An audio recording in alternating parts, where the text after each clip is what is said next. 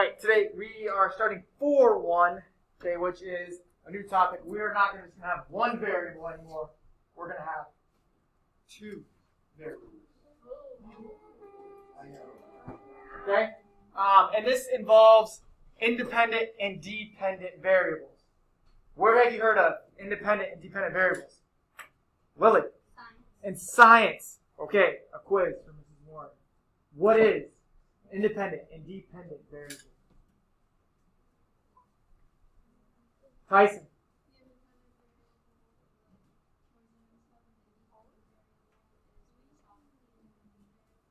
Good. Okay. I think Mrs. Warren would say okay. Okay. That is correct. Your independent, which means that you're changing, right? And the result is your dependent variable. And how could I forget the joke for today?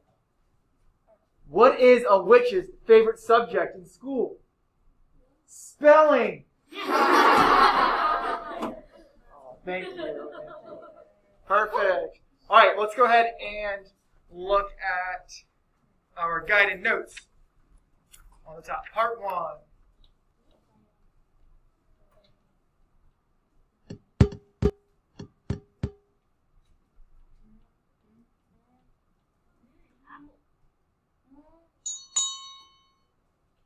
We have some great animations today.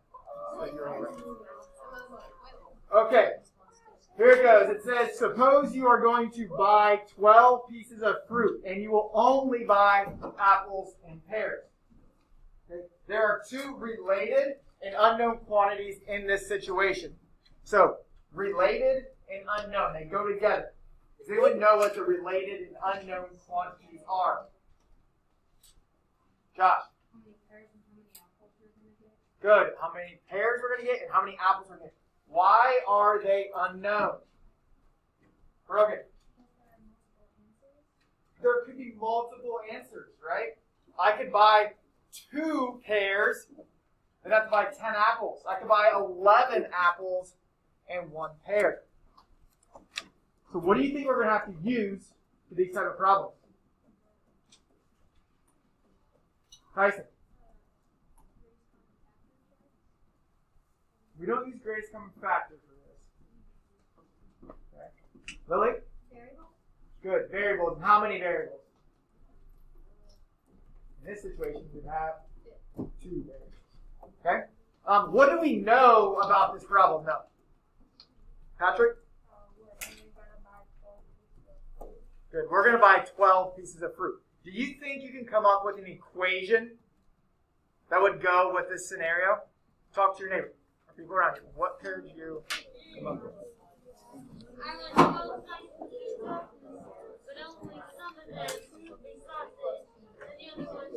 All right. That was really quick. But does anyone have an equation that we could write for this situation? Hudson. 6 pears and 6 apples. So 6 pears and 6 apples. That would be like 6 plus 6. Is that an equation? Has to equal 12. Okay, that's an equation. But does this represent the problem that was given to us? No, why not? He gave a possible example, but Ben.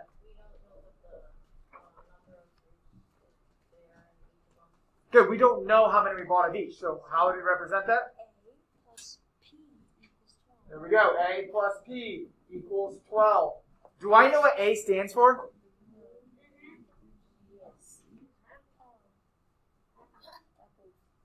We are assuming A stands for apples. We are assuming P stands for pears. So off to the side of these problems, you do need to represent what each variable means.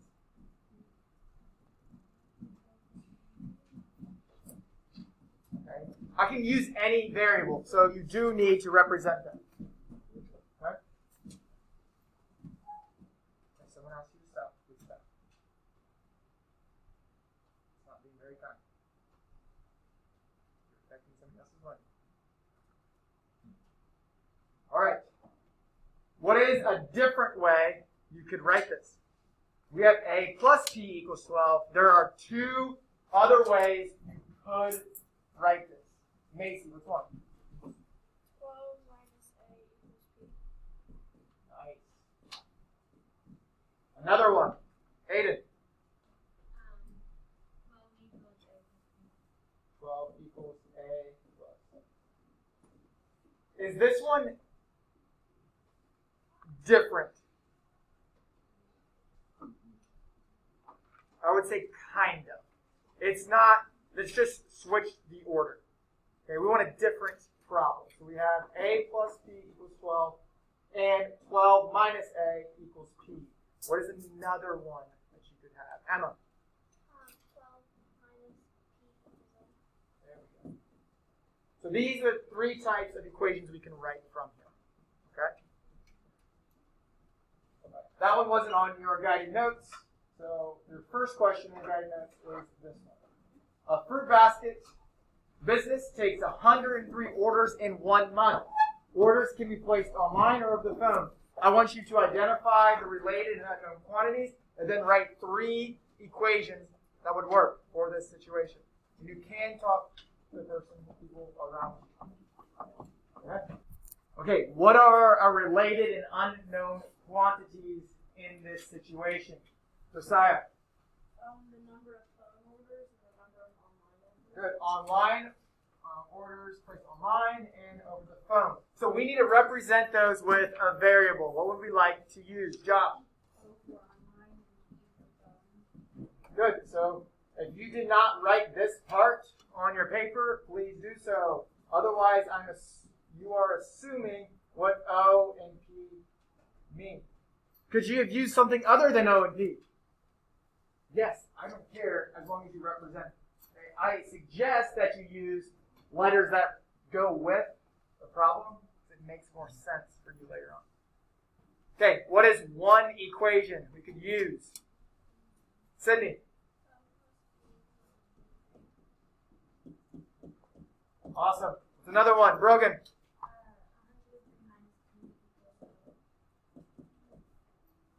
Great. And Quinn. Perfect. Those are the 3 equations. Right, those are the only 3. There's going to be no other operation. We're not going to divide. We're not going to multiply. Okay. Base it off of this original one here. It's probably the easiest one to base it off. Okay. Next problem. I want you to go ahead and solve that one on your own. You can do it by yourself. All right. What do we have here? Tom, give me something. So I wrote down O equals overnight, S equals standard delivery, and All right, let's stop. I can't write that fast. That's overnight. And S equals standard. Okay, did anyone use anything other than O and S? Clayton, what'd you use? I used S and D. S and D. Is that okay? Yes, but in his situations, he has to use those respectively. So up here, since I've noted this up here with O and S, we have to use those to represent. Okay, I'm not going to switch up my letters. So what is an equation we could write? Jacob. S plus O. Great. Could I have O plus S equals 312? Yeah, order does not matter when you multiply. Jason.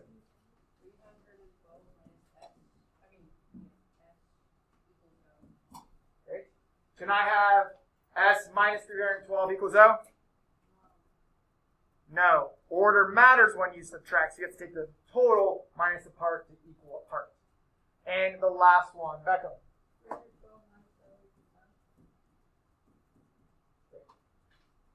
Good? All right, moving on to part 2. We're going to do this one quickly. We don't need to do the whole thing. I just want to make sure you have your notes filled out for it. In that first one, blank, it says you can assign a, go ahead and write variable in that first open line.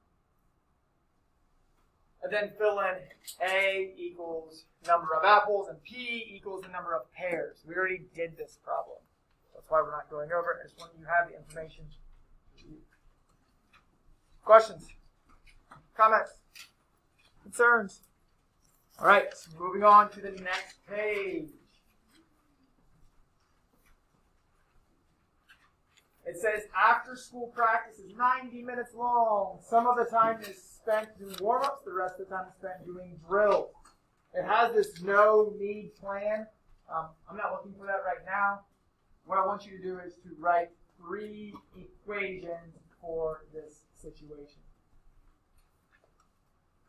3 equations. All right, what are our 2 unknown quantity, related and unknown quantities? Tyson. Good, drills and warm-ups. What did you represent? Awesome. D for drills, W for warm-ups. Lauren, can you give me 1 equation? Good. W plus D equals 90. Hudson, what's another one? 90 minus W equals D. 90 minus W equals D. And Maddie, what's the last one? 90 minus D equals W. Okay, we are skipping that question behind that. Go ahead and turn over to the next page where it says key concept.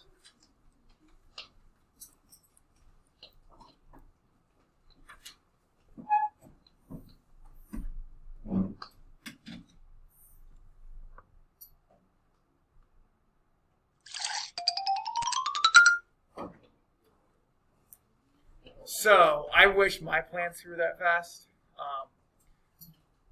My fiance and I are growing as many things as we possibly can right now.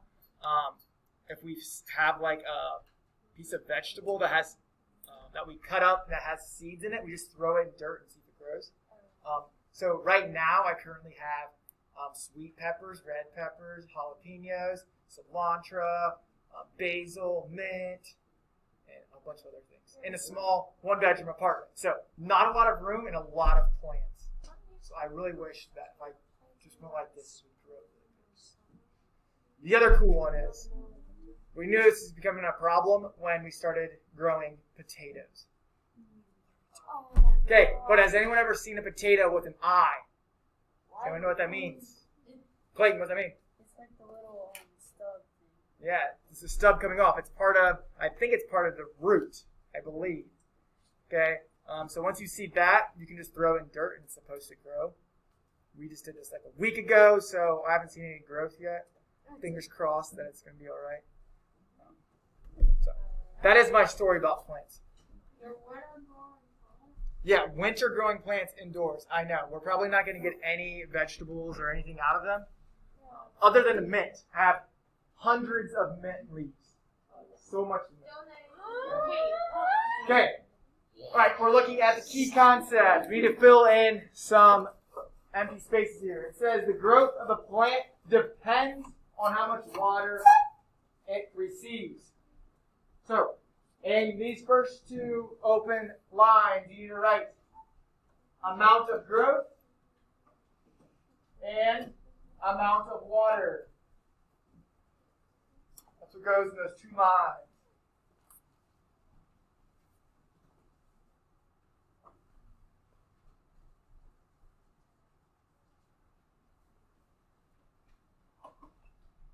Okay, it says the amount of growth is the independent variable. I'm sorry, the amount of growth is the dependent variable, and the amount of water is the independent variable. So we can change how much water we put in these flowers, and that result of that would be the growth of the plants. Okay? So that is how you use your independent dependent variable. Okay? In your notes now, under the dependent and independent variable, go ahead and write what they have here. I'm also going to share with you what I use to help me determine independent and dependent variables. So, dependent variable depends. Are we talking about math or science? Talk about both. Independent, dependent variables, both math and science, they go together. Well, we're talking about both classes in one class. Exactly. So then why do we have science?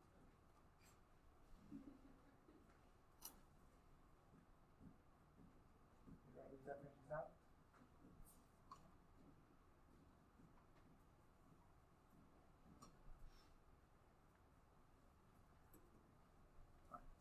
Their definition of a dependent variable is changes in response to another variable. The way I think of it, two different ways. The dependent variable depends on the independent. Okay? Or I think the dependent variable comes second. So in this case, I have to water it before it grows. The growing part is the dependent variable. Comes second. The independent variable comes first. I have to water it before it grows.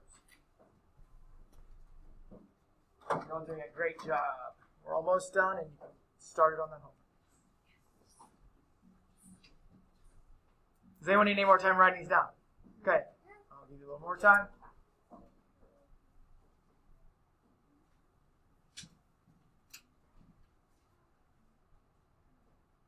Does anyone else have any gardens? Does anyone else have any in? Alright. What comes first? What is the independent variable? What is the dependent variable? What depends on what?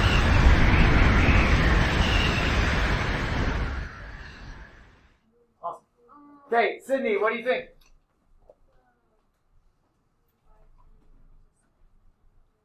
U-bytes and miles is the independent. I would agree. Burned C calories is your dependent variable.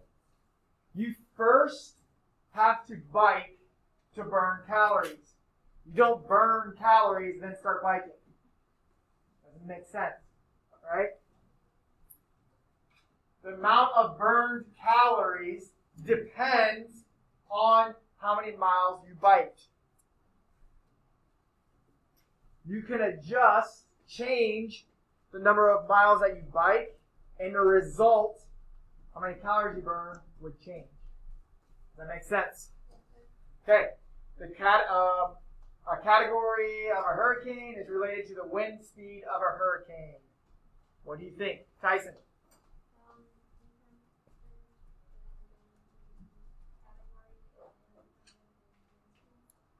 Is it dependent and independent? Okay. Category of a hurricane is the dependent variable. The wind speed of the hurricane is the independent. A meteorologist is going to go out and check the wind speed first, then categorize what type of hurricane. We don't say, it's going to be a Category 5 hurricane. And then we say to the hurricane, you have to be 120 mile an hour winds. Wouldn't make sense, right? First, I'm second. All right, do C, and then the last question on your own. Or talk to the partner. I don't care. Either one.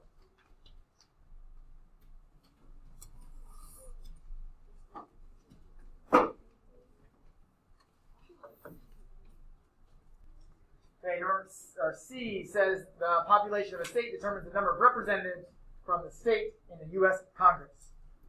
Tom.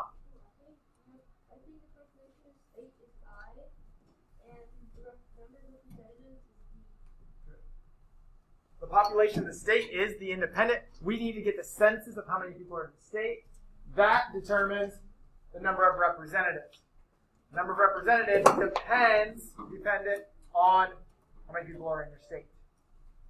Okay, the last one. The number of flowers in a bouquet determines the cost. Ben.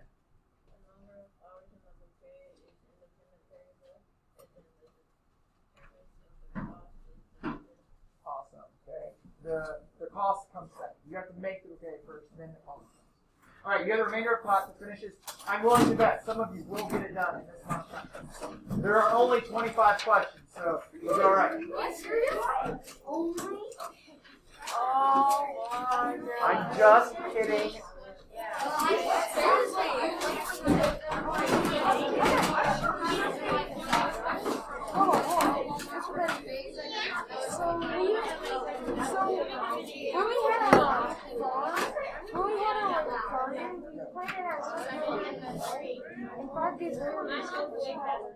Wow.